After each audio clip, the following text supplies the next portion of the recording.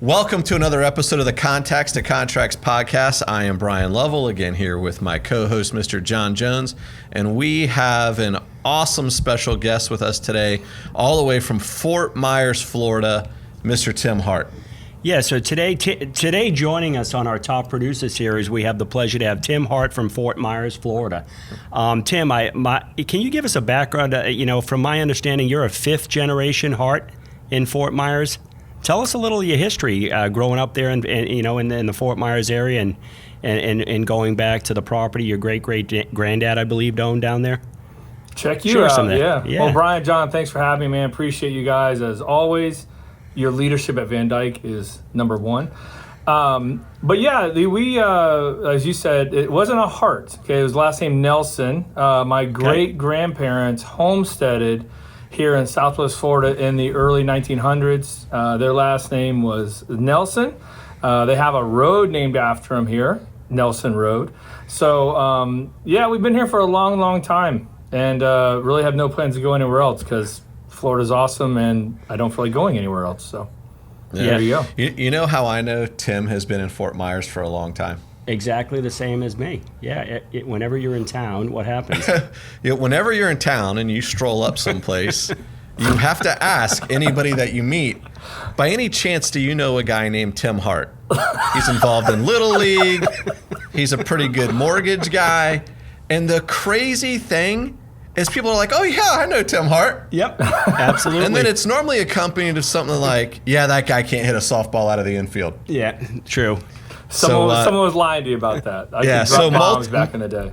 Yeah, drop bombs. So multiple times we've gone to Fort Myers to visit Tim, and we've asked that question. And like almost every single time. I've asked it on a baseball field well away from Fort Myers against a team from the Fort Myers area, and the coach goes, yeah, man, I played high school, but I know from high school. I love it. Pretty awesome. Yeah. One time we went down there and we did a visit. We were called on a builder together. The three of us went to an appointment with a builder that was coming into the area. We told that story to the builder that we were meeting with, and a couple of days later, he's playing golf with some random guy, and he just asks. Yep. And that random guy knew Tim Hart. His whole foursome did on that story. It was funny. That was great. That's that awesome. was great. So listen, in all seriousness, dude, thanks again for being here. This is our Top Producer Series. And we just figured we spent a little bit of time with you, and you could share some of the tips and tricks on how you went to growing your business to the extent that it is right now. Is that cool? Yeah, man. Honored to be here. So just give us a history when you started and what got you into the mortgage business back, when that all began. Yeah, I started in 2001. So I've been doing this for a long time. And what made me get started was I got into sales I was probably 20 when I got into sales, selling wine, by the way. I do remember that. Yeah, a wine distributor. Shout out Southern Wine and Spirits. Great job to learn sales. But I got into mortgages mainly because I saw a group of friends that I had that were kind of same personality, goofballs, derelicts, that were making a great living, being mortgage brokers. And so I saw these guys making good money, just said, hey, what do y'all do? I was friends with them too. And, hey, we're mortgage brokers. You should do it. You be good at it. And I got licensed and just jumped in with both feet in 2001. And from there, opened my own company in 2004. It was a mortgage broker business called Hart Mortgage Services. Not an original name, but it was meant a lot to me. And then 2008 happened. John and Brian, you guys know that was we were there. Meltdown Central, and your boy Tim here could not maintain his mortgage broker license any longer. So I had to become a net branch to get FHA approved, and Van Dyke Mortgage was one of the ones I whittled it down to, and that was in 2008. And I became a branch for Van Dyke in 2008, and now we're in 2020, right? Going into 2021, and I've been a branch ever since. So when you had your own company, let's just shift back there real quick. You had quite a large team then, didn't you? Yeah. I had probably at that time 12 loan officers and 2 processors. Wow. And then after those folks, after everything changed over, and then you came over to join us, how did everything shift for you with that transition? Well, because of '08, we had natural attrition like every other company did, where people just kind of went back to their other jobs of bartending or, selling something else or whatever. Yeah. So I think Southern spirits and wine. Yeah. Hey, listen, man, I was one of them. For me, tell you, when it came to going to Van Dyke, it was either I'm going to open up my own branch or I'm calling it a day. Yeah. And I'm finding another career. Because that was such a horrible time. It hit us all pretty hard, yeah. It really Tim, did. Can I take you back a little bit further? You said you got into the business in 2001. What was your business model then? Has it always been the same? Like right now, you're very purchase-centric. Your business is built on networking and relationships. Has it always been that way, or in 2001 were you kind of getting your business from a different place? No, that's an awesome question because it's switched so many times. Because when I first started in mortgage business, the big thing was we called it the shop, right? Like at the mortgage broker business I worked at, refinances that's all they did. Were just straight refis. And if you got I didn't even do a purchase for probably a year or two into that business. Wow. And the office I was at, even if you got a purchase lead, they'd refer it to another company. Wow. Yeah, there was one loan officer, shout out to my boy Donnie Hodges. He'd say all the time, he's like, dude, do not refer this. You can close this purchase loan. And that's how refi oriented they were. They wouldn't even bother with it. Wow. But wait a minute, it actually has a closing date. I have to actually hit a target? Yeah. You mean I got to hit a target? Yeah. That's interesting, Tim. So at what point did you start to morph it from I'm only refi, I'm all refi to, hey, I got to change my business model to be something that's a little bit more sustainable? It happened pretty quick. For me, it was probably within about the second year I'd realized that, hey, these internet refi leads are a lot harder to work than what I generate, and then just through networking, you kind of realize like, hey, these buyers are going to the realtors. But back in Southwest Florida during that time, they were going to, a lot of them were going to builders, and builders had their own credit lines that they could, build on just using our pre-approval. And so that ended up being my main target, probably I started my business in 04, so that was probably like 03. So about 2 years into the business, I started really establishing a great relationship with a huge builder here in town, and built up a massive pipeline of newly constructed homes. And that's kind of where then it morphed into, oh wow, let's look at the realtors that are also referring buyers and how to service them. But the service side of this business has been a journey.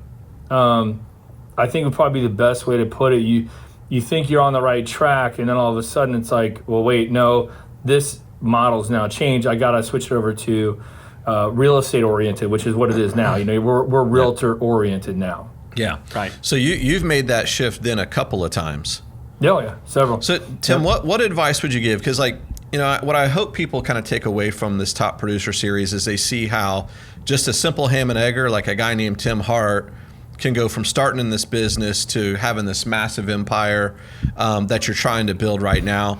And I know you're laughing, but dude, you're killing it, and you're growing every single year, and that's what matters. At the beginning, you've got no relationships and you've got no business. How did you get there? How did you even get to, hey, I'm going to close 3 or 4 loans a month? Well, so I think I'm a little different than other people in the sense that I've kind of always networked and not even known it. I've really just always been kind of a guy that can talk to anybody and also enjoy talking to anybody. And so I made a lot of friends, acquaintances over the years. So when I got into the business, it was a lot easier to go up to people because it kind of comes natural to me to say, hey, this is what I'm doing. Like I had my cards on me all the time when I first started. It became a joke. Like I would just be flinging them out at bars or wherever we were at letting everyone know. At bars, this isn't the singles days, right? I didn't have a wife and 3 kids. I was looking for a wife. But I let everyone know. Because here's the thing. Here's what I know about Tim Hart today. Your follow-up game is strong. But I'm sure in the beginning it wasn't strong. Mm-hmm. What took you from, hey, I just met you, like we were joking around, I just met you at a bar, I'm slinging around business cards, to actually starting to get referrals from some of these people? Yeah, well, so I think what people, where they mess up at when they first start is just not letting everyone know what they do, their sphere of influence. And I think if you start your sphere of influence and you explain to them how serious you are in this new business, hey, I'm starting in this business, this is my new livelihood, and tell these people I'm looking to meet people that want to buy a home, refinance a home, or a realtor that that can refer me business.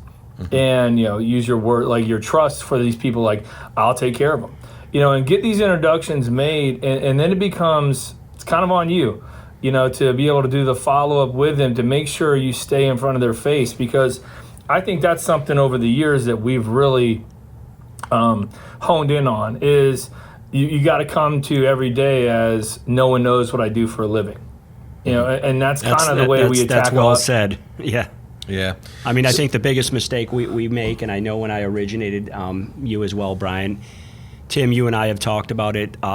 We don't remind people what we do from week to week. We take for granted that somebody that we see every week, maybe on a baseball field or a soccer field, stand next to them, chit chat. Somebody at church. And, they've long forgotten that you're in the mortgage business and or real estate business, and that we're here to serve them. Yeah. And Tim, you do a great job, not being afraid to share that directly with somebody, but also via social media. I mean, that's been a huge catalyst for your business, at least in the last few years. Yeah, and I see a lot with people that are starting in the mortgage business or realtors in general, and we think that your one Facebook post and the text you sent out is going to permanently be implanted in these people's brains, that they're going to remember you, and it does. We're all so busy, and our attention is spread out everywhere, especially with social media and the internet, that we forget, hey, we like to think, oh yeah, Tim Hart's on the top of their mind. No, I'm not. Not even close. Yep. And so what you hope is that you stay in front of these people with social media, with texting, phone calls, emails, newsletters, etc., and that when they run into that referral opportunity of, well, maybe it's time to buy a home or refinance, or they talk to someone that's in that market, that they're remember thinking you. of you. Now they remember you. All right, so That's Tim, great I'm advice. gonna take you back to a fun time, because I remember 2008 just like everybody else. In my house we call it the Great Depression. Do you know why? Why? We were depressed every single day. All right, I had a newborn, and my wife and I made it work on I think it was $900 a month or something. It was. Tim, we weren't far ahead of you up here. I mean, it was nuts back then. So people don't believe you when they say I paid to go to work every day for 2 years straight. Yeah, correct. Yeah. I lost money. Yeah, Yep. yeah. When you were running, so 2008 comes around, things kind of crumble, and you join the Van Dyke family, and essentially you started over. Well, I think the business basically disappeared. I mean, I know in Southwest Florida where Tim's at. Yeah. I mean, the new construction virtually dried up and disappeared. Yeah. I'm sorry, I misunderstood that. Yeah, you are correct because of the business model. Yeah, we had to you had to shift gears a lot. Yes. Yeah. And I'm assuming when you first started over, was it just you or did you have a staff too?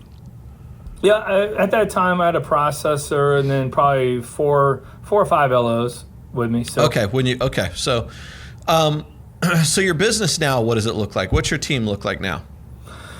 We brought on two new loan officers, Sean Carter and Kimberly Lang, and then we have there's Karen, who we consider she's the brains behind the ops side, transaction supervisor. Mm-hmm. We have Jonathan, who's a transaction coordinator, Kelly Sweeney, who helps with lead generation and follow-up, and then Donna Plumley, same thing. 2 loan officer assistants, and then I have Ashley in my office who does so Everything, much a little bit of stuff. Oh everything. my God. Just a Yeah, little bit of like everything. with marketing, she's a receptionist, marketing, borderline office manager as well. My assistant keeps me in line. So that's my team. Yeah. So just to go into, I mean, year to date here, we're just through November, and you've closed 265 units for about 65 million in production, and that's just you. I know that up until recently, it was just you and your team, as we just spoke about, and Kimberly and Sean are new as LOs. And what made you decide to shift gears and bring on salespeople again? Just Yeah, well, a good question, because I've avoided it forever. I found that, no offense, but they were kind of draining to me. It would kind of pull my attention away while I felt like I should be marketing, or selling instead of training or helping an LO. But as time went on and leadership and mentoring from you and Brian, I've realized that my branch and my team needs a couple loan officers. We need that extra volume, those people that I can go and say, hey, here are these, this buyer just came in, they got to be called right away. I'm on this call, take it over. Or the people that I can leverage the loan officers to build up relationships with maybe agents that I just, you get spread so thin. You gotta, you gotta find this help. And I think and they're doing a great job at it too. yes, they are. Yeah. So, Tim, what would you say, and I know I'm not sure how you went about starting to hire and build your team around you, but hindsight being 2020, what have you kind of learned what's the first step? Like, I'm doing X amount of business as a single loan originator now. If I'm going to get to the next level, I need help. What was that help? I doubled my business one time when I hired someone, and double means I went from 4 loans to 8 loans a month. And that person at the time, she was you basically call it a processor, but she's licensed / a loan officer assistant. And I think if I was by myself right now doing 4 loans or something like that, my first hire would be a loan officer assistant. It would be someone that can take the application for me if I need to, someone that can follow up on all the leads I can, that we need to do, or that can update agents on, hey, we've called this person a 3rd time, we haven't heard back from them, something like that I can leverage with sales and marketing. I would still probably lean on that before I'd go hire a processor or something like that. Yeah, which is essentially is kind of how you do business now, right? And so I guess what I mean by that, if you want to share us a little bit, because I might get it wrong, but one of the things I love about like the role that I'm in is I get to see a lot of different branch managers and loan officers build their business a lot of different ways. And I say that to say there's not necessarily a right way or a wrong way, right? It's the way that works for you. Yeah. And so I know right now you're very passionate about building relationships and marketing your business. You're not always the first person to talk to the borrower. Is that how you kind of do it? Yeah, and full disclaimer, because of this year and the amount of volume we've had in COVID, I've been I've lost my way a little bit on the relationship building. I think a lot of people have. It's just been so hard with the volume and the everyone's different, with their situation. So that one we're going to get back to here quickly with the relationship building. But you are correct. Every team is different, in their structures. And sometimes I'm not the first person that talks to these buyers, and I've become okay with it. Some people aren't. Some people think they got to be the voice, they got to be the take the application and do the whole 9 yards. And I'm not that guy. We won't be able to do the volume we can do if I got to talk to everybody and do the apps. It's just not going to happen. Yeah. So yeah, correct. We're set up to. There's times where it depends on the referral partner too. Like I may take the call right away. My team between Jonathan, Karen, all of them, they know if the person needs an app taken now, and I'm, in the middle of a meeting or something, they'll take it. They'll run with it. And what we found out is that our referral partners, they're happy with that. They just want their buyer taken care of in a timely fashion. Yeah. And at the end of the day, you're still having a conversation with probably every borrower. You just may not be first to the table. Yeah, so like when we do, if they go under contract, right? So it's time to lock the rate and discuss terms. Same with the refinance. I'm that guy. Like I'm having that conversation with those people. I'm laying out what's going to the expectations and what's going to happen next, et cetera. So we have that. I have that conversation with the buyers. Hey, Tim, I want to circle back a little bit. And when I first had the opportunity to meet you, I know you had, let's say, 3 consecutive years. Now, well, a long time in the business, but doing volume of around 20 million. And then you made a shift going into 2019 before COVID to really ramp up volume. You went 20 million, 20 million, and 20 million. And then in 19, your goal was to really increase it. And you did. You hit 37 million for 2019. What was the change or the one thing that you can attribute that to? I mean, what was the mindset? What made you decide that you were, you weren't going to stay at 20, but you wanted to really ramp it up? Yeah, I think, I had something happen in mid-18 that really just, it blew my mind. I don't get into details, it's kind of a long story, but basically I blew it with the referral partner. And it opened my eyes to where I thought all my social media stuff and, me just showing up was going to be enough to continue to grow my business. And when this event kind of happened in my life, I realized like, hey man, you ain't doing what you should be doing. You're not doing the full, what Tim Hart's capable of, and I just talk to myself in third person, but like, to be able to do the best job you possibly can. And I wasn't doing it. I was relying on social media and thinking that was going to be the end all be all. And so I think, John, like to answer your question, when that happened, where I got, the cold water to the face, I realized that my customer service wasn't where it should be. And, we had always done our weekly pipeline updates with the realtors. And I think that moment when that happened, I realized that I had to turn my mindset way more to a service-oriented mindset. How can I serve our referral partners? How can I make sure that everyone knows what I do for a living? And then it was also getting the team to buy into that as well, which they all did because my team is unreal. They're amazing. Yeah, they really are. And so I think that was probably the moment. It happened in 18, but you don't see the result. Y'all know in this business, you don't see the results for right away. 6 months, Yeah. Right. Yeah, if I can ask something along the same lines, and I didn't realize this, John, thanks for sharing, but you said 3 consecutive years right around 20 million. Which by the way, is in our industry, is a great LO. That's an amazing LO, yeah. You're making a great living. Year is great production. So 3 straight years at 20 million, outside of this event, what made you decide I want to do or I can do more?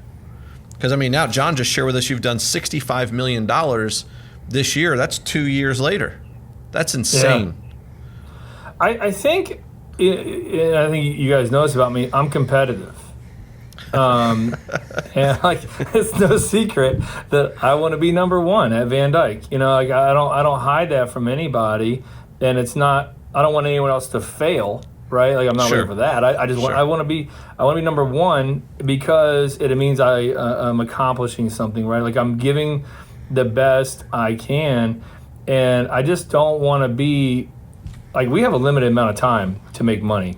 And I look at that, and I think that's what's happened is I'm a competitive guy. I realize like, hey man, I'm floundering around, not floundering, but.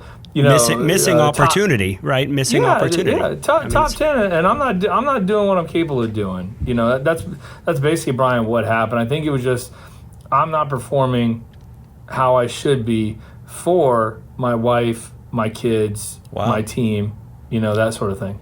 Well, good for you, man. And one of the things is, as you've built out the team, what you've done is you put systems in place that have helped with the follow-up on all the leads that you get. Because you guys get a massive amount of leads every month. Yeah. And I know when you went from 19 and we were going into 2020, you didn't want to do 37 anymore. You actually put 60 million on your business plan for 2020. And then whispered in my ear, "Can I change it to 56?" And I told you no.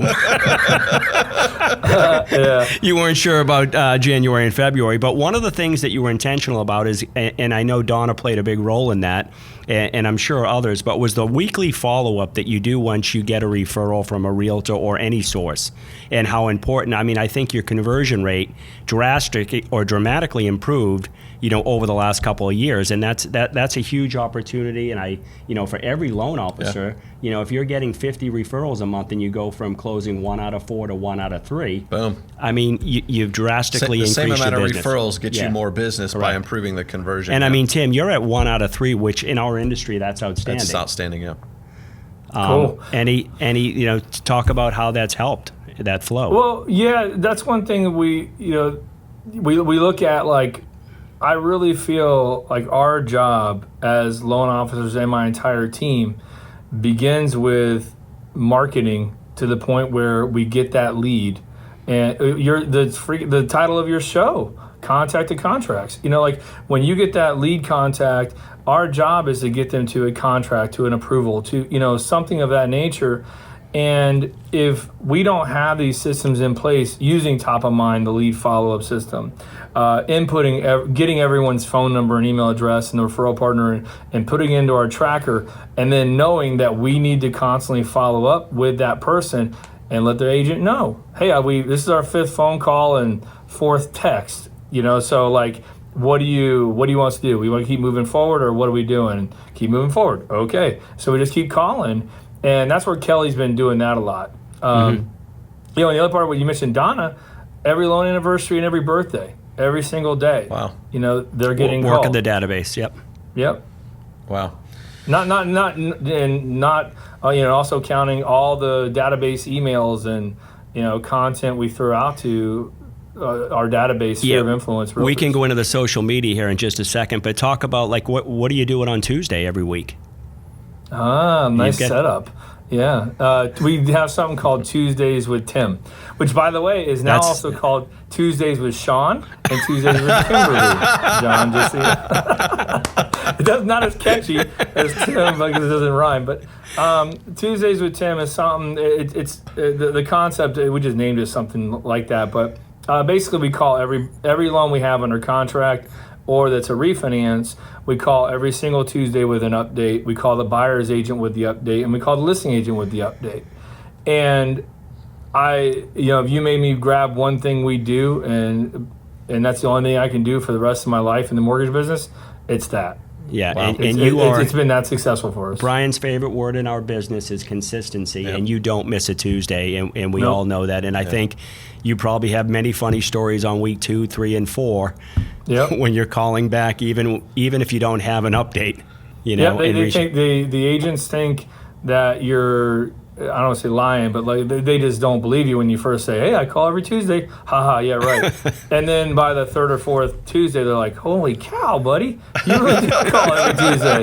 Yeah, we told you that. Send us That's a awesome. I think one of my favorite stories about Tuesdays with Tim, I think it was one of these, maybe it had been something else, but you told the story where you had a particularly large amount of calls to make that day, and you had somebody in your team sit next to you with a timer to make sure that you were getting through the calls. Like, in other words, they were not going to let you out of your office until you had completed the calls. Donna was keeping him on point.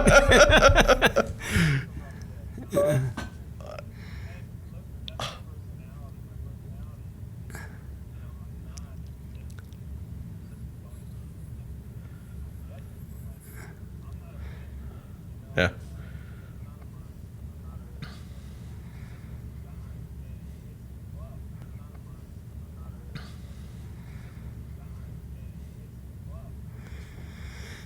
Correct. Yeah. And the cool thing is that you are you tell them that. I mean, you want them to keep you directed and focused, and that I think that's an awesome thing. Yeah.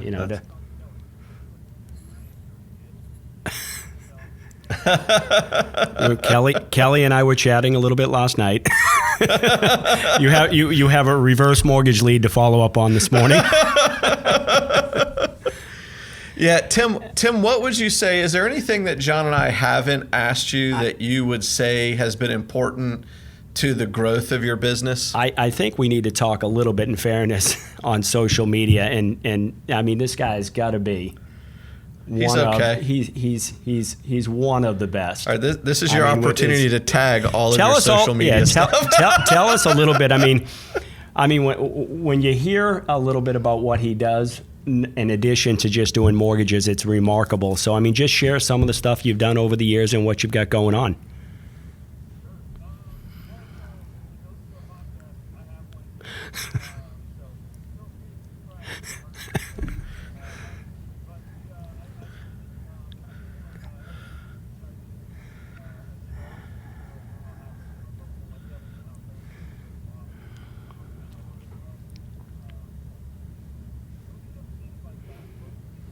Mm-hmm.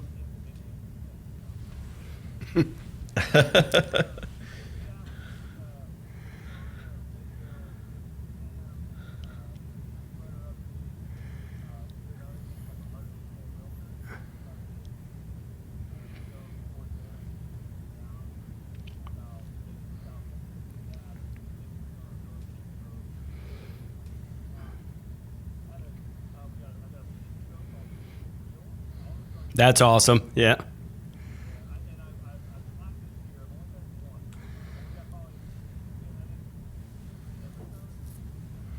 Of Rates and Reels. It's a great show.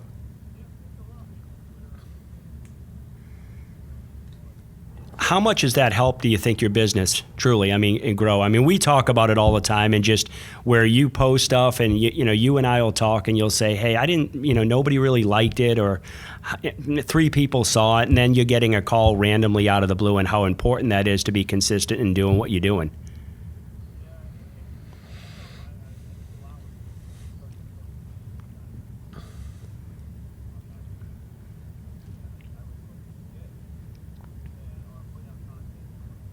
Mm-hmm.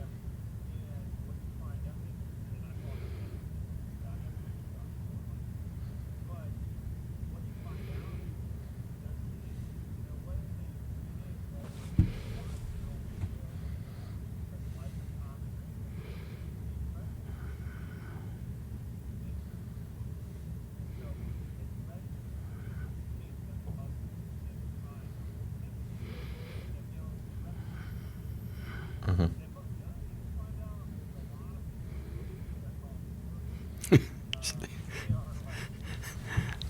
Hide in the background.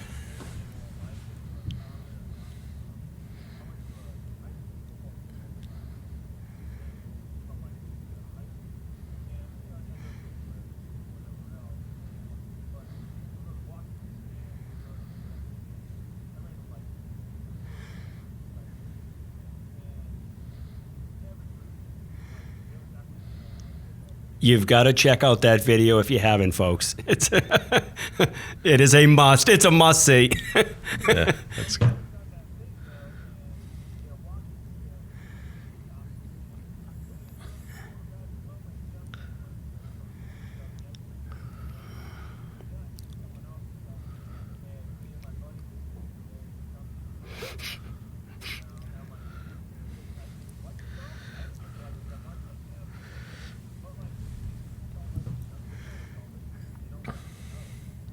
Yeah. That they're consuming it, right? Yeah. Oh, you forgot to mention Tim Dango. There we go. I'm thinking the same You forgot thing. to mention Tim Dango. I love Tim Dango. Like if before you go and watch a show or a movie, you need to check out Tim Dango for the review. Tim has seen it yet? And that's awesome. You did the whole Tim Dango on Game of Thrones. You did recently the Karate Kid series. It was really good. But I have a serious question that I've got to ask you real quick. Since you brought up the football video, do you currently have cleats on?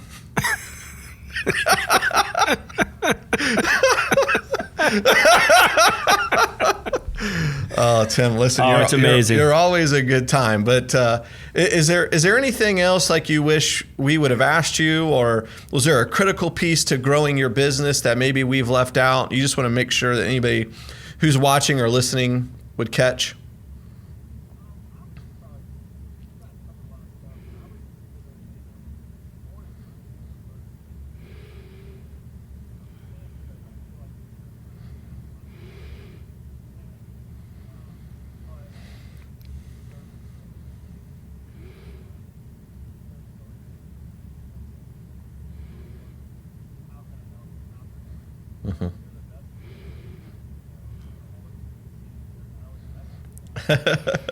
Always here to serve.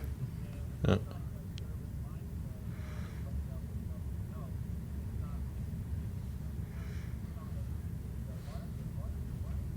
Right.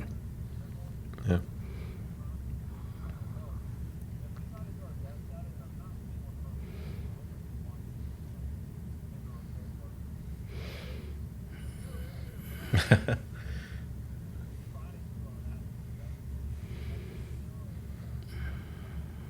Yeah. Well, I think, great advice. one that, like, we talk about mission and vision. Like, that's kind of Tim's mission, I would say, is to be service oriented. He's intentional about creating systems, even though he's not a system guy.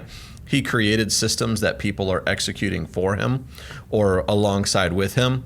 And that's the intentional piece about, business planning. I mean, dude, super proud to know you, bro, and to be in business with you.